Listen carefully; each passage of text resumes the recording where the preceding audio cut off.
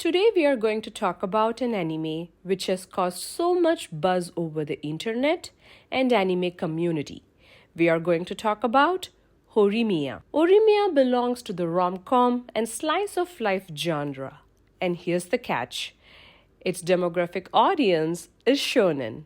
You heard me right. It's a shonen anime with rom-com component as its core rather than a shoujo. What makes Horimiya a one-of-a-kind shonen anime is the fact that it redefines shonen stereotype by proving it can be more than an action-oriented series like Naruto, One Piece, or Bleach. This anime masterfully showcases the protagonist vulnerability and heartwarming side rather than portraying the typical growth seen in shonen series, like focusing on the hero's strength and power. The plot of the anime focuses on the budding teen romance between the popular girl in school, Kyoko Hori, and an outcast and a gloomy boy, Izumi Miyamura. Hence the title Hori plus Miya. Horimiya. But what makes this anime interesting is that the protagonists are of total opposite characters and have different personalities when compared to their school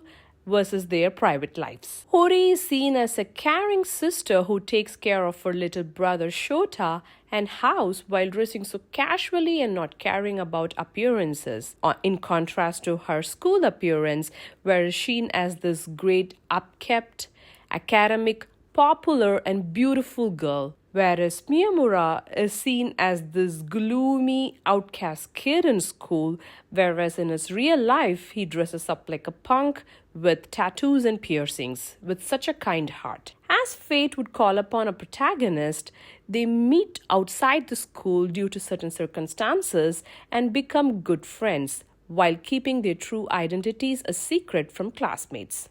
Their budding relationship eventually blossoms to become a romantic one. And with the help of Hori, Miyamura transitions from being an outcast boy to a typical school teen boy, making friends, and he even copes up with his traumatic past. The anime is integrated with so much dynamic.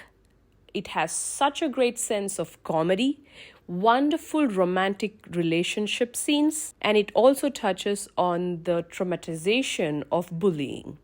These all add great substance to the plot and makes this a very great anime to watch. Now let's talk about the pros list. The anime is filled with so much realistic character and relationship. Horimiya is easily one of the hilarious animes out there with such a great comedy component. The anime also focuses on side characters with great screen time, and furthermore, it even focuses on their relationship growth and goes to the end of resolving all open-ended love triangles and confessions, which was a breath of a fresh air. Cause honestly, love triangles can be very upsetting.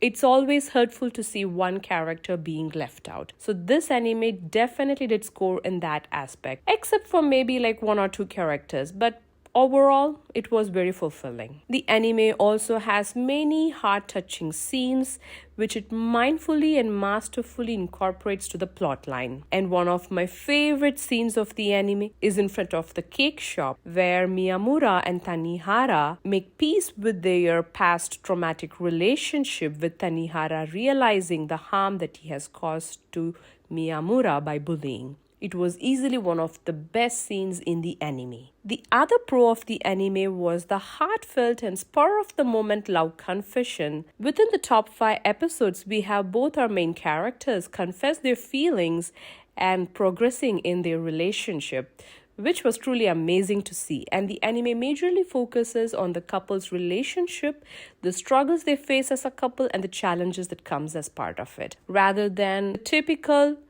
build up towards the confession itself. The opening number, Color Perfume by Romiyama, was a great add-on to the anime. And if you're someone who enjoyed the opening number like me, I've attached a link to the video in the descriptions below.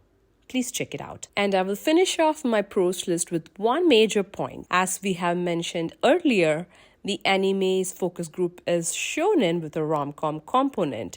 but this does no mean limits its demographic audience from reaching a shoujo fan. And it scores with both demographic audience, shoujo and shonen. Well done. Now that the pros list is done, let's focus on the cons. One of my major con of the anime was seen in Hori's character, where she was portrayed as masochist at times, with so much public scenes as well. It was honestly off-putting. While it was obvious that the masochist component was added as like a fan service, it truly did bring down the healthy relationship quotient between Hori and Miyamura. I honestly feel that the anime could have truly lived out without that component. Talking about animation, I felt that it may not have been the greatest, with characters' design like having purple and dark green hair color, which did not go well with the realistic storyline. If they had had realistic character designs to go with this realistic story, I think it would have scored even more points as well. And finally, I would conclude my cons list with this comment. The anime felt rushed up towards the end, as it wanted to ship off all the side characters as arc. If they could have taken the side character developments rather in a normal pace, it could have gone really well as well. So these were the cons list for me. Overall, Horimiya is a nice slice of life teen rom-com with heartwarming story execution, relatable characters, character development, and a very good side characters. All of this make this one-of-a-kind shonen anime. I would easily rate Horimiya a 6 out of 10. Do watch this anime and let me know what you think about it in the comment section below. If you like this video and if you would like to hear more similar videos, subscribe to my channel. Let's Talk Anime.